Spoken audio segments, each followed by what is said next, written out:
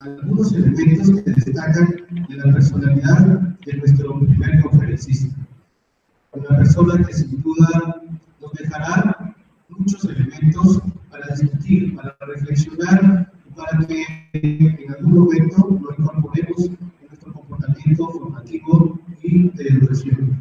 Nos referimos al doctor Sergio Reyes Albora.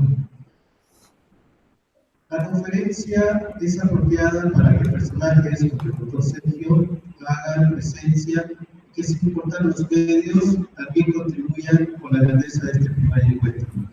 Una parte importante que vamos a destacar de la parte tecnológica es que podemos acortar distancias en la parte sincrónica de estos métodos, nos permite tener personalidades que en otros tiempos sería técnicamente imposible. En realidad decimos los elementos que caracterizan la parte profesional del doctor Sergio Reyes Albora. Licenciado en Filología Hispánica, también tiene un máster en Lengua y Literatura Hispanoamericana, es doctor en Innovación Didáctica de la Sociedad del Conocimiento. En las áreas que se han desempeñado en la docencia, ha sido profesor a nivel de licenciatura y posgrado en diferentes universidades de México. También se ha destacado en investigación, ha recibido la distinción de candidato al Sistema Nacional de Investigaciones. En el campo del emprendimiento educativo, cofunde creadores, un portal institucional para el aprendizaje de la escritura en la universidad. Ha ganado fondos de los programas NOVUS 2014 y 2015. El diseño curricular, colaborador como autor de contenidos educativos digitales para el Observatorio de Innovación Educativa del Tecnológico de Puerto Rico. Entre algunas líneas, dado que su currículo es muy amplio, el doctor Sergio Reyes es una persona que va a compartir sus conocimientos a través de esta plataforma que nos ofrece la tecnología de las comunicaciones. Entonces, vamos a tener el tiempo adecuado para poder disfrutar de una locución que nos va a permitir conectar la parte tecnológica y la pedagógica. Les dejo con ustedes al doctor Sergio Reyes Albora. Bienvenido y muchas gracias por atender la solicitud de la Universidad Nacional Autónoma de Honduras, una conferencia muy ávida de lo que usted nos compartirá esta mañana. Al contrario, muchísimas gracias a ustedes por la invitación.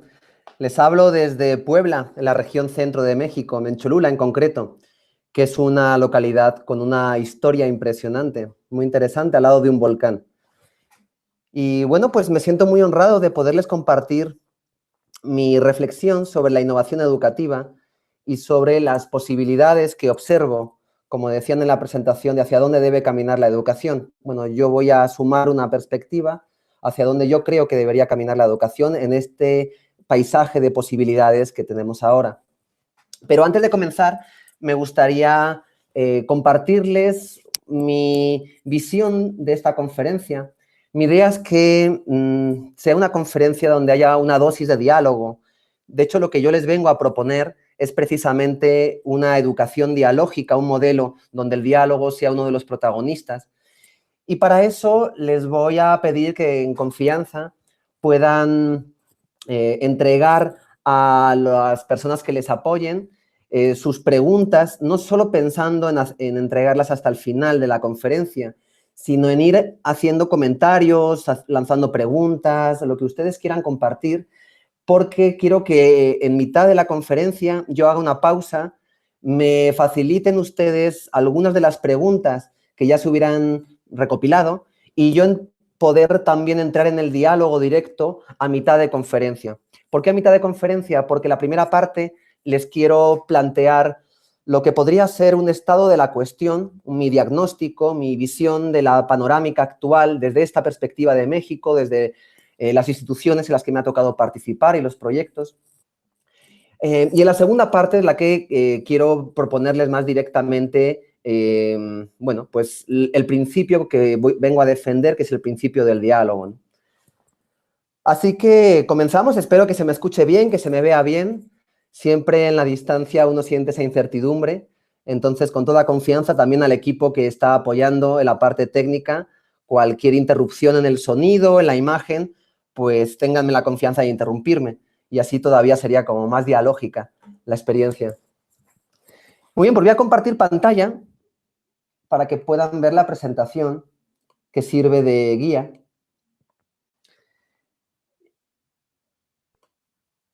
Estupendo, creo que ya se ve. Espero que esté bien encuadrada.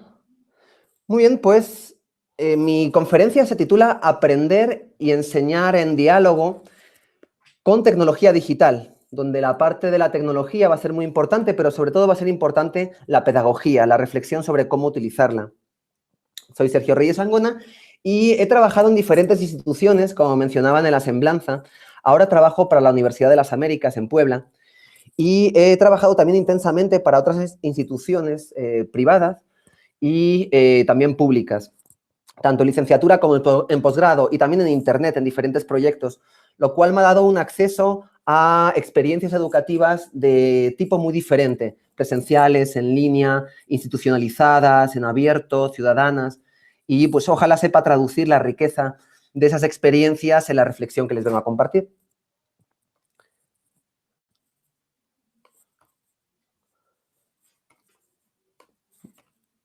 Bien, les quiero lanzar una primera pregunta. Creo que ya están viendo en pantalla esas dos imágenes. En ambas imágenes, a media 2 siglos aproximadamente de distancia cronológica. En la imagen de la izquierda tenemos una foto de lo que era un aula en la época victoriana. Estamos hablando del siglo XIX. Y en la derecha tenemos una imagen de lo que es un aula en el siglo XXI, específicamente en España. Bien, la pregunta que les quiero lanzar es si ustedes aprecian en la comparación de ambas imágenes más semejanzas o más diferencias. Aquí cada quien puede tener un punto de vista y obviamente hay semejanzas y diferencias. Pero mi sensación, comparando ambas imágenes, es que el aula no ha cambiado tanto en 2 siglos. Imagínense lo que ha cambiado la vivienda, lo que ha cambiado el transporte, lo que ha cambiado la economía, lo que ha cambiado la religión, lo que ha cambiado la política. Y el aula, si observan, tenemos la misma estructura en ambos, una estructura de pupitres orientada hacia un espacio ocupado por el profesor normalmente, un orden y una estructura muy fija, los estudiantes en una posición bastante estandarizada, inmóviles, y una experiencia educativa orientada a la transmisión. Ese para mí es el argumento importante. Hemos construido instituciones educativas a lo largo de la historia, pero particularmente a partir del nacimiento de la universidad, en la Edad Media, que tienen básicamente esta estructura, o sea, que son espacios concebidos como espacios de transmisión del conocimiento, donde la fuente principal es el profesor, donde hay un programa previo al profesor o que el profesor planea que permite desplegar una serie de actividades y el desempeño en esas actividades de los alumnos se regula y se evalúa a partir de un criterio que se establece igual para todos. Bien, pues este esquema básico, que es lo que Paulo Freire en Brasil llamaba en los años 70 una educación bancaria, una educación que consistía como si fuera una transmisión de un banco de conocimientos, de un repertorio cultural, que el sistema transmite generación tras generación a través de estos espacios áulicos. Por bien, la pregunta es si la tecnología ha venido simplemente a enriquecer, a facilitar los procesos de aprendizaje, a ofrecer posibilidades de desarrollo de la tarea, de acceso a la información diferentes, o bien ha venido a cambiar, a transformar nuestra propia visión de la educación. Lo que les vengo a compartir a continuación es un estudio de la Fundación Telefónica en España, pero fue un estudio internacional. Se observaron a nivel secundaria 6 países y el trabajo fue bastante sistemático. Se incorporaron antropólogos e investigadores con una mirada etnográfica para ver cómo estaban aprendiendo estos niños de secundaria con la tecnología, cuáles eran las nuevas tendencias. Obviamente estamos situados en países de cierto nivel de desarrollo tecnológico, pero yo entiendo, este estudio es el del 2012, ya ha llovido desde entonces, pero a pesar de que ya han transcurrido 5 o 6 años, siento que estas tendencias que diagnostica este estudio internacional nos sirven de guía para pensar hacia qué modalidades de educación está evolucionando los sistemas de aprendizaje. Antes de decirles qué significa cada una de las 3 imágenes, les hago una reflexión de Langsher y Nobel, 2 autores muy interesantes que intentaron cartografiar las nuevas experiencias de literacidad, ¿no? de lectura y de escritura en Internet. Y ellos dijeron que uno de los principales problemas de la pedagogía, cuando intentaba incorporar la tecnología, es que muchas veces lo hacía de una manera bastante pasiva, en el sentido de no generar una nueva pedagogía del aprendizaje. De manera que ellos decían, muchas veces lo que sucede es que las aulas, las instituciones educativas, los profesores, incorporan la tecnología, pero siguen haciendo lo mismo que hacían antes de utilizar esa tecnología. Y el ejemplo emblemático que pone es el uso de PowerPoint, donde muchos profesores antes utilizaban fotocopias, utilizaban pues antiguos sistemas de proyección de diapositivas. Ahora, en lugar de la tiza en el pizarrón, en lugar de la fotocopia, se acude a un PowerPoint que finalmente sigue funcionando como un soporte de transmisión de la información que el profesor articula, selecciona, para explicársela a los alumnos. Pues bien, Langsher y Nobel dicen que este tipo de práctica sería más o menos como ofrecer vino viejo en botella nueva. Entonces, la botella es más bonita, es nueva, se ve diferente, tiene un look más actual, pero el vino, el tipo de experiencia de aprendizaje que se ofrece, sigue básicamente siendo la misma. Langsher y Nobel comentan que finalmente también esto es una etapa. Es decir, la primera etapa de apropiación de la tecnología educativa es utilizar la herramienta con las prácticas pedagógicas anteriores.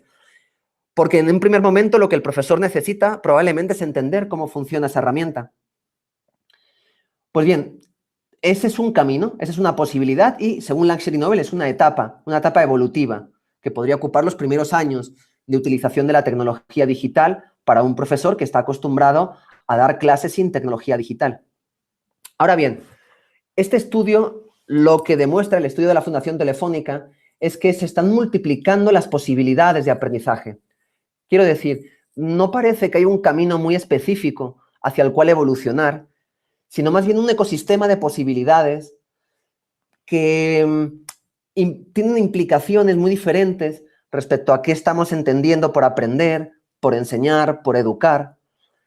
Y en concreto en este estudio llegaron a la conclusión de que hay 3 tendencias emergentes, 3 tendencias que empiezan a pesar cada vez más en la evolución de la educación con tecnología digital. En la imagen 1, la de la izquierda, tendríamos lo que ellos llaman una enseñanza estimulante o aprendizaje estimulante, donde básicamente no cambian las condiciones de lo que es un aula, pero sí cambian los recursos y se multiplican los recursos tecnológicos. Y como pueden ver en la imagen, tenemos un profesor que ya no solamente está proyectando su computadora en Internet en la pantalla del salón de clase, sino que también tiene un celular, un móvil en la mano, donde está simbolizando que también está diseñando algún tipo de actividad. Los estudiantes ven el pizarrón, ven la pantalla, pero también están utilizando sus propios dispositivos digitales.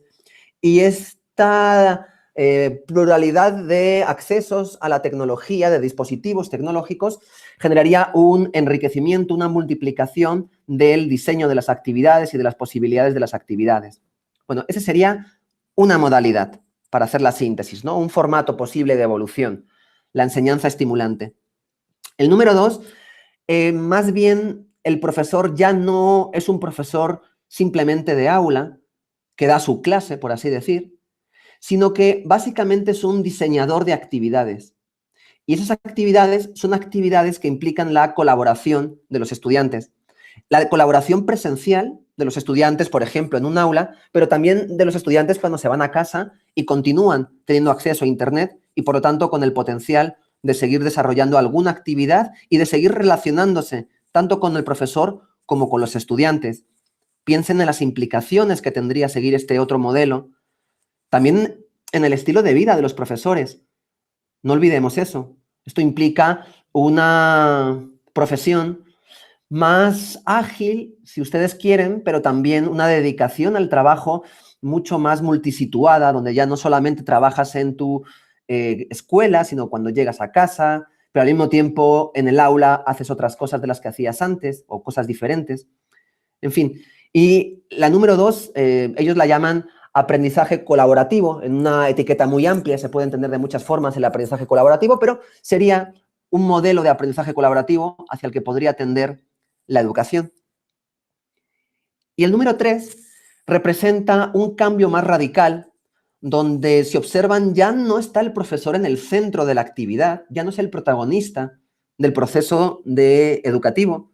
De hecho, el proceso educativo ya no se concibe como un proceso de enseñanza, como un proceso de transmisión, sino como una experiencia que es guiada por el propio aprendiz. Y ese aprendiz puede tomar diferentes decisiones. Una de ellas, seguir tomando cursos en línea, como aparece en la imagen de arriba, en el cuadradito de arriba que sale del mapamundi. O bien puede aprender por sí mismo en Internet, a través de acceder a diferentes recursos. O bien puede entrar en comunicación con otras personas. Entonces, es el alumno quien decide cuándo aprender, cómo aprender, con quién aprender, en dónde aprender. Y esta riqueza de posibilidades implica también, obviamente, una mayor responsabilidad por parte del alumno, una mejor conciencia de cuáles son las mejores maneras en las que aprende, de cuáles son sus intereses más profundos, de un desarrollo de la perspectiva crítica para ver qué de toda esta inmensa posibilidad de aprendizaje, qué es lo que te sirve, qué es lo que no tanto, cómo puedes conectar lo que sí te sirve. Bien, esos serían 3 modelos posibles y obviamente entre estos 3 hay muchísimas posibles combinaciones. Bien, y por último, quería mostrarles un estudio mucho más reciente en el Tecnológico de Monterrey, en México, donde a través de una investigación cualitativa hecha sobre los propios profesores de la institución, es una institución muy amplia que tiene 33 campus en todo México, también una institución privada, que invirtió muchísimo en tecnología con la esperanza de que eso transformara significativamente la educación. Y estas son algunas de las tendencias educativas, tecnopedagógicas, que el TEC de Monterrey observó que se estaban dando dentro de la institución y que se estaban dando también fuera y que eran de alguna forma las formas de enseñar, las pedagogías que podrían inspirar la evolución de los profesores, cuando un profesor necesita guía, orientación sobre cómo actualizarse y cómo utilizar la tecnología. No tengo tiempo para desarrollarles todas, solamente es una probadita para que puedan imaginar, probablemente muchas de ellas ya las conocen. Entonces voy a empezar de izquierda a derecha.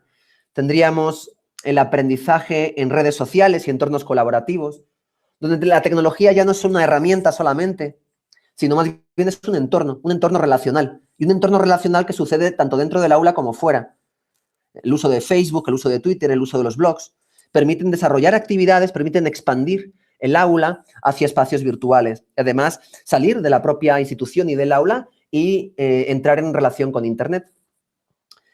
Debajo tenemos también a la izquierda la realidad aumentada. No sé si saben, son aplicaciones que tú puedes instalar en tus aparatos móviles, en tus aparatos digitales. Y lo que sucede es que cuando tú con tu celular, con tu móvil, visualizas alguna realidad que te rodea, la aplicación genera información adicional.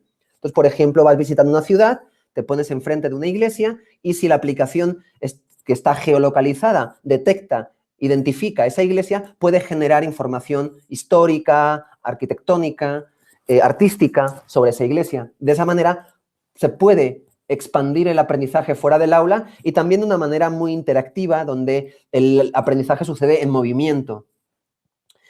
Seguimos con la gamificación. La gamificación consiste en utilizar técnicas de juego dentro del aprendizaje. Entonces, estamos en una era del videojuego. Es un movimiento del que podemos reflexionar si nos interesa más o menos. En cualquier caso, yo diría, la gran literatura de la era digital es el videojuego.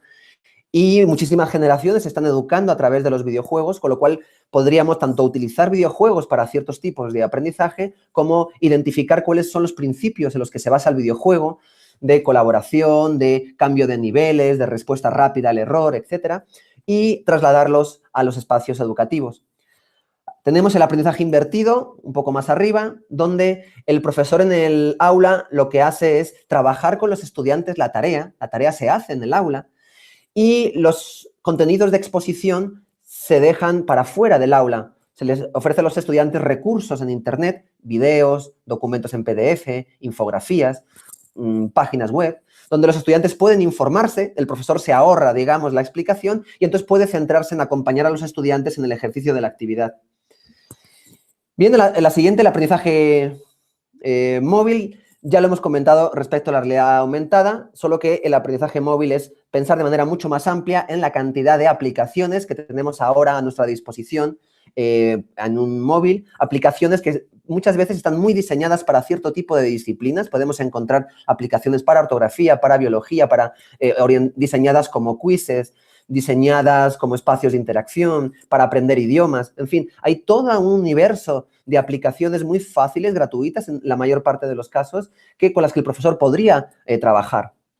Y por último, el aprendizaje adaptativo, que sería unos sistemas de programación, unos tipos de test y de plataformas en Internet que a través de la interacción con los estudiantes, por ejemplo, a través de un examen en línea, pueden identificar aquellas preguntas en las que se han equivocado, en las que las respuestas son incorrectas y generar una segunda pantalla orientada específicamente a trabajar esos errores y así sucesivamente, de manera que el sistema de enseñanza de información se va adaptando al conocimiento que el estudiante tiene, al menos a juzgar por estas pruebas.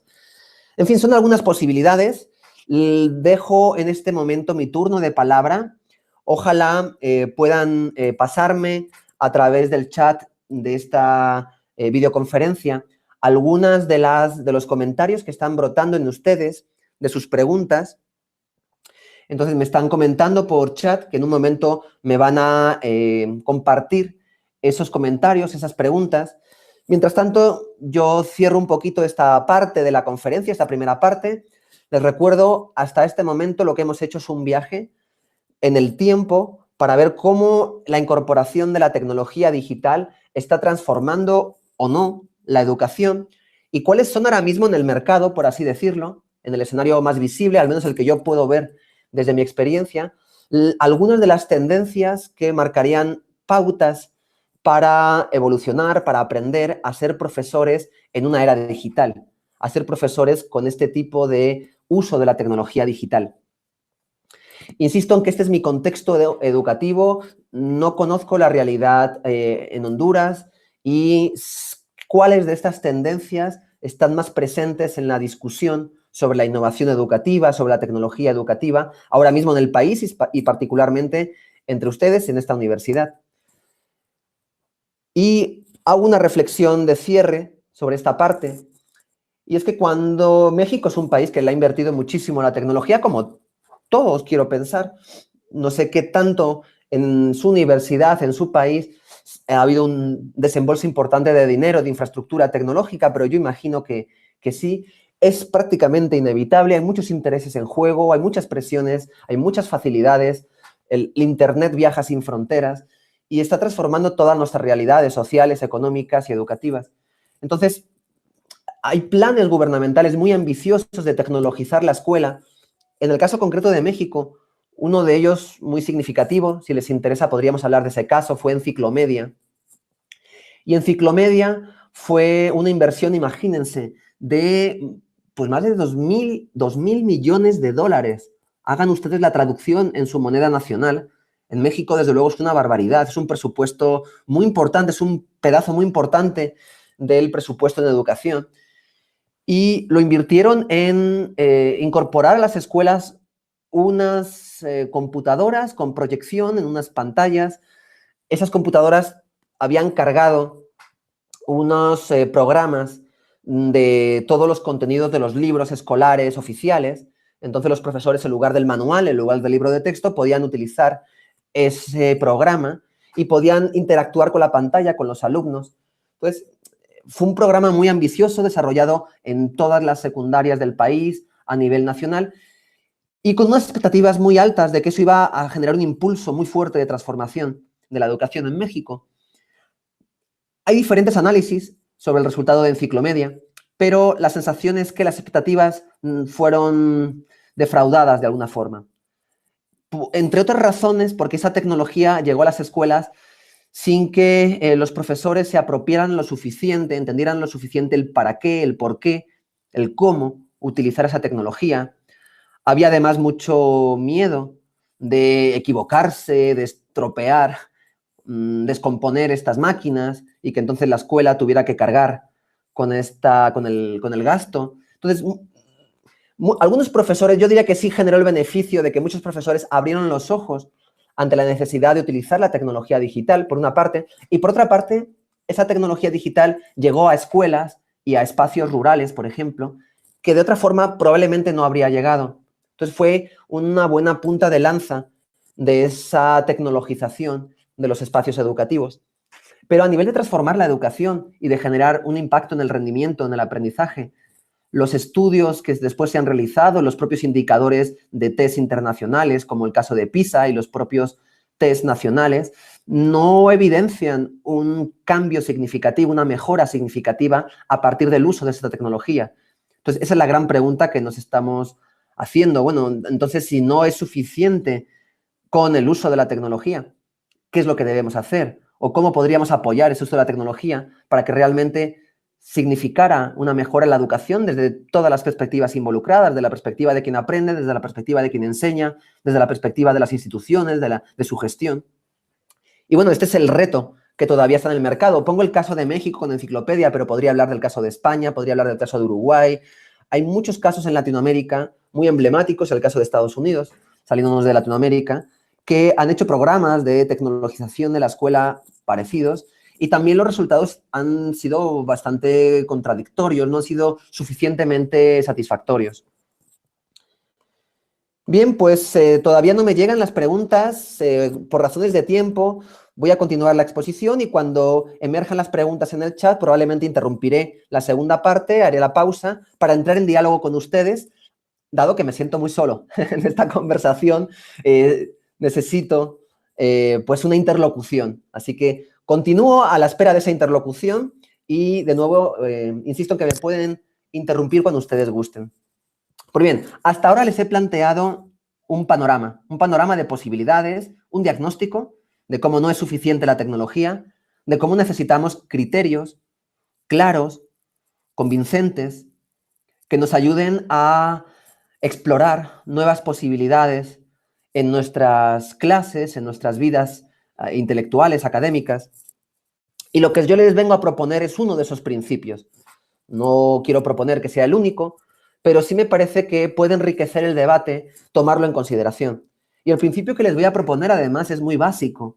No estoy inventando la rueda, no estoy descubriendo nada nuevo. Es el principio del diálogo, el poder del diálogo, que está presente en la cultura occidental como referencia así emblemática, al menos desde Sócrates, como a través de la mayéutica, ¿no? A través de esta conversación con sus discípulos, el maestro sacaba de ellos, recuerden que mayéutica significa esta labor de parto, ¿no? Las preguntas que les lanzaba les hacían reflexionar y a través de su reflexión ellos generaban aprendizaje. Doctor. Sí.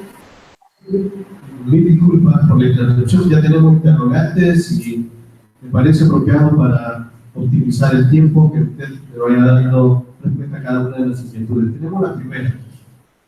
Nos interroga parte de la concurrencia. ¿Cuál ha sido su experiencia con la inclusión de docentes que sostienen un proceso de aprendizaje tradicionalista o bien que se rehúsa una reingeniería del proceso de aprendizaje?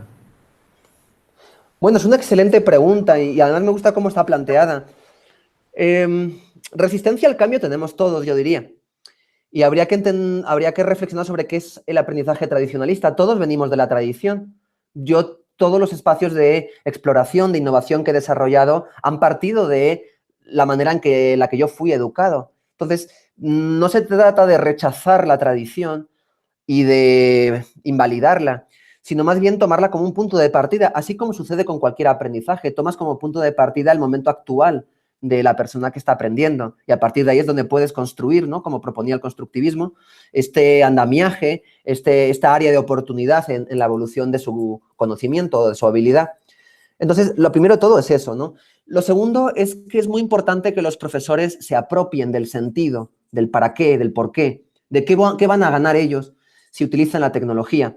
Bueno, creo que casi todos los profesores entienden que ya no hay vuelta atrás, que la tecnología ha llegado para quedarse y que de alguna forma inevitablemente tienen que adaptarse al uso de herramientas tecnológicas, ya sea dentro del aula, ya sea simplemente el acceso a Internet, que es frecuente fuera del aula.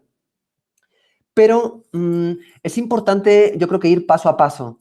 No llegar a una escuela y decirles, este es el modelo que tienen que implementar, todo lo que ustedes hicieron antes que eso no vale para nada, tienen que reinventarse de cero, sino todo lo contrario. Decirles, bueno, hay estas posibilidades, vamos a empezar a probarlas, vamos a ser muy humildes, vamos a observar qué efectos van teniendo y a partir de ahí que cada quien vaya construyendo también su propia ruta. Porque, por ejemplo, hay profesores que explican muy bien. Si a esos profesores les quitas el modelo de la transmisión de los contenidos, el modelo de la cátedra, de la oratoria, probablemente pierden gran parte de su bondad, de su virtud como profesores. ¿Qué tal si esos profesores encuentran en la tecnología una manera de seguir explicando, por ejemplo, a través de este tipo de sistema, de una videoconferencia? Tú te puedes grabar en YouTube, en tu propio canal, tú tienes acceso gratuito a tu propio canal a través de una cuenta en Google, en Gmail, y entonces tú te grabas, es muy sencillo, basta una computadora, acceso a Internet y que hagas a lo mejor un par de grabaciones que eches a perder, ¿no? Como cuando uno aprende a cocinar, los primeros guisos son terribles. Entonces, que los primeros guisos se echen a perder para que tú puedas observar mejor cómo comunicarte con la cámara, cómo hablar a través de este sistema y entonces ese recurso ya grabado tú se lo puedas ofrecer a tus estudiantes como actividad adicional, como apoyo crítico a lo que estén desarrollando, etcétera. Pongo este ejemplo como muchos otros, ¿no? Hay profesores muy conversacionales, bueno, pues tienen Internet, pueden explorar Facebook, pueden explorar Twitter, pueden explorar otros sistemas de interacción con los alumnos. Entonces, que cada profesor sienta cuáles son sus virtudes y vea cómo la tecnología puede expandirlas, puede potenciarlas, puede también modificarlas, pero de una manera interesante y sobre todo puede remotivarlo, porque creo que uno de los problemas en el área es la motivación.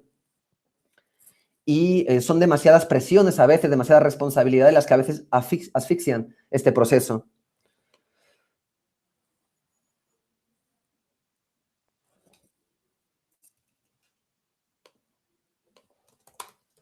Con las limitaciones propias de los países en vías de desarrollo o propiamente nos corresponde en Honduras.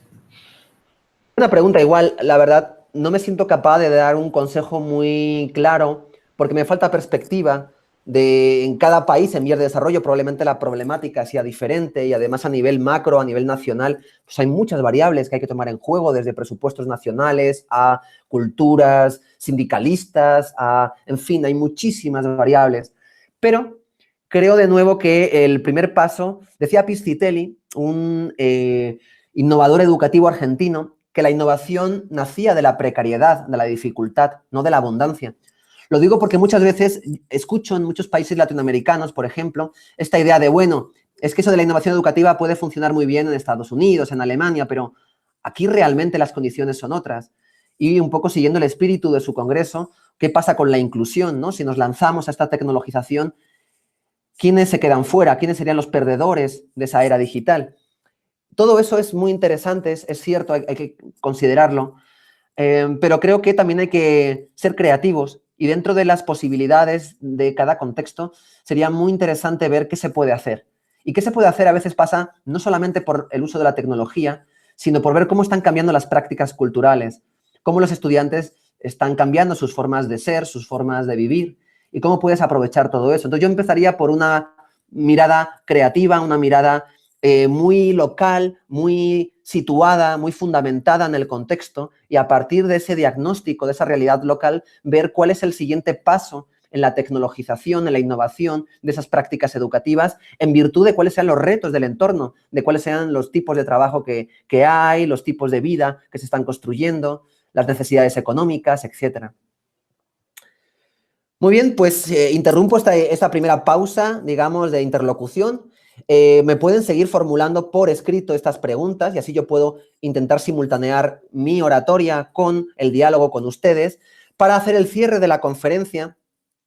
La conferencia, yo les quiero mostrar este valor del diálogo y lo quiero mostrar en los casos en los que yo mismo he participado. Va a ser rápida la exposición, quiero ser muy sintético, entonces les voy a mostrar 4 casos en 4 experiencias educativas de diferente tipo, donde el diálogo juega, en mi opinión, un papel central para orientar el uso de la tecnología. En el caso número 1, digo que el diálogo funciona como un feedback, como una herramienta para observar qué es lo que está sucediendo en el aprendizaje. Entonces, por ejemplo, lo que ven a la izquierda es el uso de Google Forms. Se lo recomiendo porque es muy fácil. Es una tecnología de acceso libre en Internet. Basta con que tengas una cuenta en Google, es decir, en Gmail, y te permite hacer test, hacer exámenes en línea de manera muy cómoda. Entonces, te lo permite hacer incluso dentro del aula. Si tus alumnos tienen móviles, tienen celulares, puedes formular una serie de preguntas y en tiempo real puedes ver cómo ellos han respondido a esas preguntas. Entonces, aunque no se vea muy bien, la parte de arriba es una de las preguntas que yo formulo en la clase, es una clase de lengua, de literatura, y les digo, de las siguientes actividades, ¿cuál te ha gustado más? Menciono 3. Digo, las presentaciones orales que hemos hecho en clase, la elaboración de un video en equipo o bien la elaboración de publicaciones en tu blog personal. Y como pueden observar, pues ahí está repartida en los intereses, ¿no? No hay ninguna de las actividades que haya dominado en cuanto a la motivación que ha generado los estudiantes. Si los resultados hubieran sido otros, es un dato súper interesante para que el profesor pueda cambiar y pueda ya bien orientar la clase hacia aquello que está interesando más a los alumnos o reforzar aquello que todavía no han apreciado lo suficiente. Bien, a la parte de la derecha tenemos Kahoot, que es también una herramienta de acceso libre, basta con que te des de alta en internet, kahoot.it, y sirve para también hacer test, hacer exámenes, pero de una manera más dinámica, visualmente muy atractiva. Y en este caso es un examen de control de conocimientos. Pregunto, ¿en qué año se publicó la primera parte del Quijote? Como un concurso televisivo, ¿no? Entonces doy 4 opciones y los estudiantes en el aula tienen que responder. ¿Para qué sirve eso? Para que yo observe qué es lo que han entendido, qué es lo que están recordando, en qué se están fijando y en qué no. Y en el propio aula yo pueda enfatizar ciertos aspectos, recordar, hacer repasos y explicar otros, ¿no? Entonces, son herramientas para que el profesor no solamente ofrezca el contenido de la materia, sino que reciba constantemente, o en los momentos clave que le parezcan interesantes, estratégicos, ese feedback respecto a qué están aprendiendo los estudiantes y respecto a qué les está interesando más. El segundo caso le llamo el diálogo como herramienta para construir un aprendizaje en red. Y en concreto me refiero a una experiencia de uso de los blogs, de estos portales en Internet, donde el alumno puede publicar como si fuera su propio periódico digital, sus entradas, sus pequeñas publicaciones, que pueden ser de texto, pero también de imagen, de video. Y lo interesante es que yo construyo un blog donde incluyo todos los blogs, o sea, los blogs de cada uno de los alumnos, de manera que los alumnos pueden clicar fácilmente para ver el blog del compañero. Y lo que hago es que les pido que se lean mutuamente y se comenten mutuamente, para que se corrijan, para que se inspiren, para que señalen oportunidades de aprendizaje, para que se agreguen información y para que construyan vínculos de afecto y vínculos de interés mutuo. Y lo que están observando en pantalla es una radiografía, una cartografía de estas interacciones que yo observé a través de entrevistas. Yo después de esta experiencia les fui entrevistando uno por uno para ver en quién se habían fijado, qué otro blog les había tocado, había transformado o en qué otro blog ellos habían impactado. Y como pueden ver, la red se nutre, la red se densifica, hay muchísimas interacciones, hay alumnos que tienen un nodo más grande, eso significa que más otros estudiantes se fijaban en su blog, que eran blogs que estaban creciendo en popularidad dentro de la comunidad. De manera que lo que les está ofreciendo esa experiencia educativa es una experiencia de escritura, que finalmente es el propósito de la materia, la escritura académica en universidad, en alumnos de primeros semestres, pero es una escritura que no se conforma con ser una tarea para el profesor y cuyo único interlocutor sea el profesor, sino que es una tarea que se sube a Internet y que por lo tanto está expuesta a otras miradas, a otras lecturas. Y pasan cosas maravillosas, si quieren después podemos hablar de todo esto, pero de repente hubo familiares que se acercaron al trabajo del alumno o personas desconocidos de otros países que les comentaban en su blog y, en fin, pasaron cosas muy interesantes. hasta, si me permiten la anécdota, hubo un chico que se enamoró perdidamente de otra compañera de la clase porque dice, es que además de guapa, qué bien escribe y qué inteligente es. O sea, la escritura de esta chica plasmada en el blog resultó un encanto fervoroso para este otro estudiante. Entonces, esta construcción en red es pensada a través del diálogo, el diálogo como un espacio para aprender, me parece que es una modalidad interesante para explorar. Lo siguiente que les comparto es mi experiencia en un sistema de asesorías en línea. Esto sucedió completamente en línea, no hubo interacción. Yo a la persona que figura en la parte de arriba de la pantalla no la conocí en persona. De hecho, ella estaba en Colombia. Y a través de Internet, a través de un sistema de videoconferencia, podemos equipararlo a este, del Hangout, donde ustedes me están escuchando, se llama Webex. A través de Webex, que permite compartir pantalla, tiene herramientas de chat también, hacíamos una asesoría sobre su escritura de la tesis de maestría. Eran alumnas de maestría en educación, en línea. Entonces, lo interesante para mí de la experiencia es que esta interacción a través de la videoconferencia no solamente nos permitió construir una asesoría típica, orientada a la resolución de sus dudas de escritura, sino que más bien la idea, inspirada en este principio del diálogo, fue cobrar juntos conciencia de las problemáticas de escritura que le afectan, con lo cual la conversación también giraba en torno a qué otras cosas ha escrito, de dónde viene en su trayectoria académica, cuáles han sido históricamente sus problemas de escritura, en qué momento siente que está. Entonces, este como diagnóstico fue muy interesante porque me permitió a mí como asesor ver muchas dimensiones del proceso de aprendizaje que yo no había observado si me hubiera conformado con una asesoría simplemente de señalar errores o dar consejos de escritura. Y al mismo tiempo a mí me hizo reflexionar sobre la propia escritura, sobre mis propios procesos. De hecho, algo también muy interesante que sucedía era compartir nuestros procedimientos de escritura. Yo le compartía los míos, cómo yo guionizo cuando voy a escribir, cómo yo llevo a una primera versión, cómo yo edito mi escritura. Ella me compartía los suyos. Entonces, este tejido conversacional hacía que la experiencia de aprendizaje ya no fuera una experiencia donde hay un tutor que da consejos, que orienta específicamente el aprendizaje de un aprendiz, sino más bien una unidad de aprendizaje colectiva donde ambos aumentábamos, enriquecíamos nuestra conciencia de los procesos de escritura académica y al mismo tiempo tejíamos una relación de empatía, una relación de afecto a través de ese proceso. Y por último, para ceñirme al tiempo, pues quiero compartirles esta experiencia de formación docente que realicé en la Universidad Autónoma de Ensenada, en el norte del país, en Baja California, ante un grupo de alumnos también de maestría en educación. Hicimos un taller presencial y lo que ven en pantalla es una captura de un documento que yo generé de Google Docs, que también es una tecnología asociada a cualquier cuenta Google, también gratuita. De manera que es un documento que tú generas y imagino que tal vez muchos de ustedes lo conozcan y cualquier persona a la que tú le has dado acceso o le has dado el vínculo puede escribir en ese mismo momento y todo se va grabando en el documento cada segundo prácticamente. Y también pueden escribir en cualquier otro espacio con acceso a Internet. Y lo que les lancé es un taller donde en lugar de yo, como en esta ocasión con ustedes, estar platicando y ellos estar escuchando, más bien yo les lanzaba ciertas preguntas y ellos iban escribiendo sus respuestas. Por ejemplo, después de que yo les había dicho cómo yo utilizaba los blogs, les lanzaba, bueno, ¿ustedes cómo lo utilizarían en sus clases, en sus contextos? Y observen cómo hay un montón de respuestas, ya no da tiempo a leerlas, pero cada profesor iba incorporando su propia forma de entender el uso del blog y entre ellos se iban leyendo, íbamos comentando al mismo tiempo que íbamos escribiendo y íbamos generando este documento en tiempo real, que es un documento además bastante interesante, da muchas ideas y al mismo tiempo lanzaban comentarios a la derecha que yo también respondía. Entonces, observen cómo se enriquece el espacio de formación, se vuelve un espacio dialógico, un espacio comunitario, donde el propósito es construir entre todos esta mayor conciencia, esta reflexión conjunta sobre aquello que compartimos, en este caso, nuestro interés por la innovación educativa. Y pues nada más, paso entonces, bueno, con esto cierro, digamos, la conferencia, hago una pequeña pausa para respirar y beber un poquito de café. Y paso a leer sus preguntas.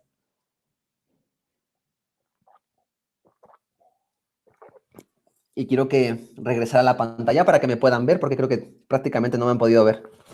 Y así se siente un poco más cálido la conversación. Muy bien, pues muchas gracias por las preguntas que me han hecho llegar a través del chat. Dice la siguiente pregunta: ¿cómo se ha implementado la realidad aumentada o la realidad virtual en la educación en México? Es interesante la pregunta. Me tocó hacer documento se llama EduTrend, lo pueden buscar en internet porque es de acceso gratuito, es un PDF, yo creo que muy didáctico para alguien que se interesa por esta modalidad educativa, donde básicamente era explicar en qué consistía la educación, bueno, la realidad virtual, la realidad aumentada y cómo se estaban utilizando en educación. Entonces pongan en internet, en Google, EduTrend, trend como tendencia en inglés, TEC de Monterrey, realidad aumentada o realidad virtual. Y es muy probable que el primer resultado que les aparezca sea este EduTrend, este ebook didáctico, divulgativo sobre esas tendencias. Pues bien, yo lo que aprendí de la educación virtual y realidad aumentada es que se está utilizando en muchísimos lugares y de muchísimas formas.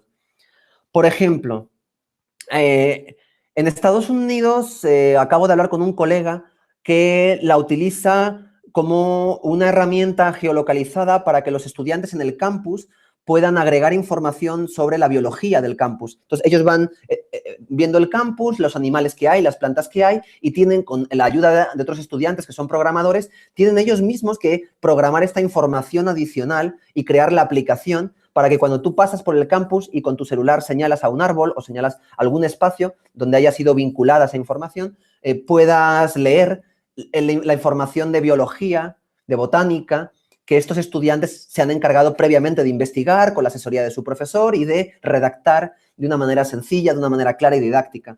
Es solo un ejemplo, ¿no? En idiomas se está utilizando muchísimo para que tú, en el idioma en el que estás aprendiendo, puedas ir con tu celular y entonces puedas observar los carteles y entonces esos carteles te aparecen como con una traducción a tu idioma nativo, según lo programes. Entonces, imagínense qué bonito, ¿no? Ir por un país extranjero, no lo sé, por Rusia, por Estados Unidos, por cualquier país, por China, y con tu celular leer los textos que están por todas partes, ¿no? En los rótulos de los restaurantes, en los señalamientos viales, y poder empezar a entender esos mensajes y poder practicar tu idioma. En fin, hay muchísimas, en los artistas es muy interesante con aplicaciones de realidad aumentada y también de realidad virtual. Lo que hacen es que pueden proyectar un diseño que han hecho en su celular, lo proyectan sobre una pared, en la pared aparece como un dibujo digital, obviamente en la pared físicamente no hay nada, pero cuando tú lo miras a través del celular, en tu pantalla sí aparece ese dibujo, y ese dibujo te sirve de guía, ¿verdad?, para tú hacer los trazos como si fuera un lienzo, y tú desarrollar ese graffiti o desarrollar ese mural que tenías diseñado previamente digitalmente. Son solamente algunos ejemplos para darles una idea de cómo se pueden aprovechar estas tecnologías, tanto para que los estudiantes involucrados en la programación como involucrados en una actividad con una aplicación que ya esté programada para este efecto. Sigo leyendo preguntas, ¿no? ¿Qué proyectos de innovación han hecho en su universidad para ir haciendo cambios en la docencia? Muy buena pregunta.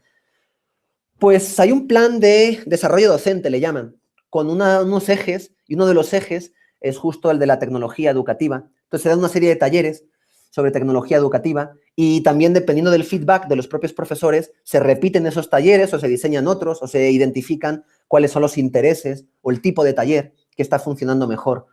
Eso en cuanto a la capacitación docente, que es una de las líneas de intervención. La otra sería la infraestructura. Las aulas se están equipando en toda la universidad desde hace años y cada cierto tiempo, no tanto, surge una nueva posibilidad, una nueva tecnología que se intenta incorporar a los espacios del aula, ¿no? Y a los profesores se les intenta capacitar para que utilicen esa tecnología. Ahora bien, mi sensación en mi institución, que recuerden que es una institución privada de México, una institución con dinero, una institución para alumnos que tienen ciertos recursos y que también cuyas familias esperan recibir a cambio una educación más tecnologizada, más moderna, con mejores recursos, lo cierto es que las prácticas pedagógicas no han evolucionado tanto.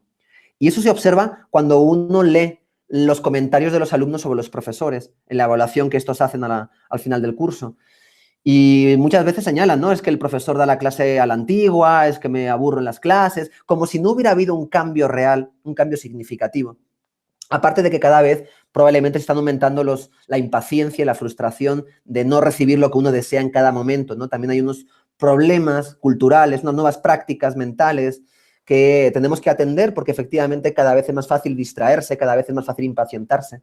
El caso es que a pesar de todas estas estrategias institucionales, mi sensación es que todavía la innovación educativa no ha cambiado, no ha transformado fundamentalmente la educación. Yo lo veo más bien como una lluvia de lento calado, donde semana con semana, semestre con semestre, año con año, de manera casi imperceptible las cosas van evolucionando, van cambiando, de manera que si vemos una fotografía de hace 5 años, de lo que cada uno de ustedes hacía hace 5 años, hace 10, hace 15, uno se sorprende y dice, wow, sí ha cambiado muchísimo. Lo que pasa es que la presión del cambio es tan fuerte y la cantidad de transformaciones y el ritmo es tan acelerado que uno siempre se siente como con rezago, como que no está evolucionando lo suficiente. Pero esta paradoja que les estoy intentando sintetizar creo que es la que me da como la sensación más objetiva de lo que pasa en mi institución. Y la última pregunta, tal vez no quiero pasarme del tiempo, me parece recordar que tengo todavía unos 5 minutos más. Ustedes díganme en control, si quieren interrumpirme no tengo ningún problema, ténganme esa confianza. Entonces, una última pregunta, dice, bueno, gracias por las felicitaciones y muchísimas gracias porque no es sencillo, ¿no? A través de este sistema virtual poder ser cálido y poder acercarme a ustedes. Y, ok, nos quedan 10 minutos, me comentan. Dicen, debemos conjugar el pensamiento pedagógico del siglo XX, la acción educativa del siglo XXI. Es que ese es el problema. El problema es que tenemos una tecnología del siglo XXI, pero nuestras instituciones son instituciones básicamente construidas en el siglo XIX y nosotros nos hemos formado, al menos yo, en el siglo XX. Digamos que mis profesores son profesores del siglo XX. Entonces, hay muchas épocas actuando al mismo tiempo. Entonces, el sistema educativo es de hace 2 siglos prácticamente, en su formato elemental. El profesor tiene su background en el siglo XX, pero los estudiantes y la tecnología ya es del siglo XXI. Esto produce un esguince, esto produce una tensión máxima, que es la que nos tiene un poquito asfixiados, yo creo, a los profesores y a los propios alumnos. Y al mismo tiempo, yo en lo personal me siento bendecido por haber tenido la suerte de vivir en 2 mundos de la humanidad. El mundo predigital, en el que yo me crié. Cuando yo era niño, en mi pueblo, en el pueblo de mi mamá, por ejemplo, no había ni siquiera agua en las casas. Había que ir a la fuente, había que bañarse en el río. O sea, yo vengo de ahí. Esa es mi infancia, esos son mis recuerdos más primarios. Y estoy aquí dando una conferencia desde México a Honduras en una máquina. Esto es increíble, ¿no? Ha sucedido en muy poco tiempo. Tengo 42 años. En 40 años ha cambiado radicalmente todo el escenario de la vida. Entonces, yo me gusta pensar en esta fortuna que tenemos de haber vivido un mundo predigital con los mejores valores, tal vez, del mundo predigital, esta cultura, la razón, todas las prácticas de lectura, lo que ha hecho el pensamiento crítico a través de una cultura basada en la escritura, con la tecnología digital actual, que me lleva a un mundo global, que me lleva a un mundo más audiovisual, que me lleva a un mundo más interconectado. Entonces yo siento que si nos desagobiamos, si no lo vemos como una angustia, como un deber ser constante que nos abruma, sino que lo vemos como una suerte, como que somos puentes entre 2 mundos culturales, el predigital y el digital, y somos exploradores de nuevos mundos, somos inmigrantes digitales, según ese cliché, digamos, esa terminología que se asentó en el campo. Somos viajeros epocales, ¿sí? Viajeros en el tiempo prácticamente, solo que estamos viajando al futuro, estamos viajando desde el pasado. Entonces yo creo que es una gran fortuna. Tenemos un acceso a mundos culturales, a significados, a prácticas, a ideologías, que si somos capaces tal vez de integrarlas, si somos capaces de vivirlas con más serenidad, podemos hacer de nuestra vida una gran oportunidad, ¿no? Y bueno, pues me comentan que ya vamos a hacer el cierre, pues muchísimas gracias. Gracias por su atención, por sus preguntas y nada más, pues ha sido un auténtico placer y un auténtico honor poderles compartir todo esto.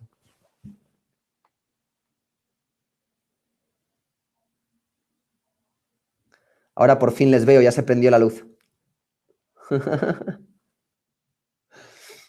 Les veo, pero no les escucho, ¿eh? Si alguno de ustedes está diciendo algo y no le estoy respondiendo, no es descortesía. Hola, ¿se escucha? Escucho una voz muy metalizada. ¿Ahora? ¿Lo escucha? Sí, básicamente sí. Tengo que intuir un poco las palabras, pero sí. Bueno, esperamos que pueda entender y atender exactamente lo que queremos transmitir. Pues inicialmente creo que en voz de todos, muy satisfechos porque definitivamente usted ha hecho visible esa oportunidad que tenemos a través de la tecnología. Ha logrado derribar esas barreras físicas y nos ha proyectado esa calidad y calidez que normalmente se vuelve imprescindible en estos procesos donde estamos intermediados por las máquinas. Doctora Mona, muchas gracias. Es por eso que nos sentimos no solo obligados, sino que también con el gran privilegio de reconocer su elocuencia y su gran y grata forma de compartir sus conocimientos. Pedimos al licenciado Francisco que le haga entrega de un reconocimiento y de forma virtual también un fuerte abrazo y un aplauso, por favor.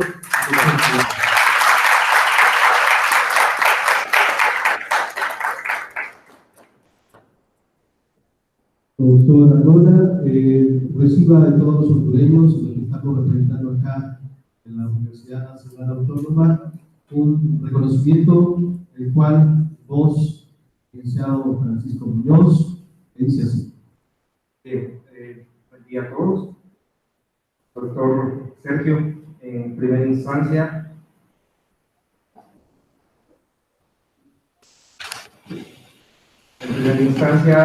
agradecer porque este proceso ha sido arduo y su apoyo ha sido infinito. En nombre de los docentes de la carrera de Pedagogía y Ciencias de la Educación de CUROC, estamos externando ese agradecimiento a su persona.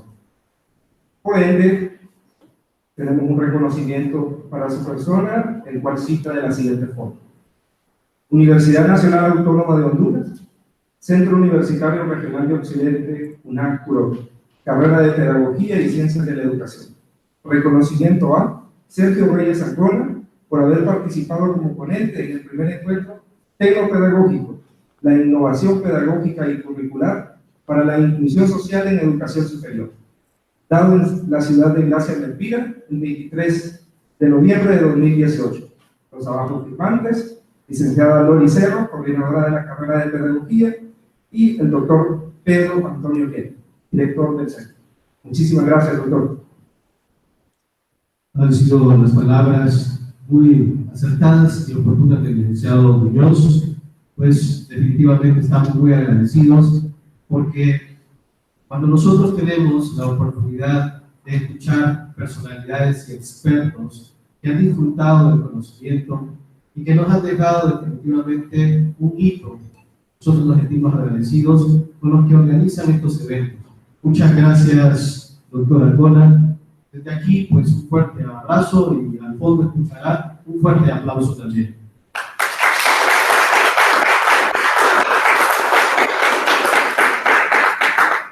Al contrario, pues gracias a ustedes, me siento muy honrado y bueno, no tengo todavía la suerte de conocer su tierra, pero será un placer cuando eso suceda. Un abrazo y les dejo para que puedan a lo mejor tomarse un cafecito o que para hacer la transición con la siguiente actividad. Bonito día. Muchas gracias, doctor. Bien, hemos disfrutado de una verdadera ponencia. Por lo general, a veces somos un poco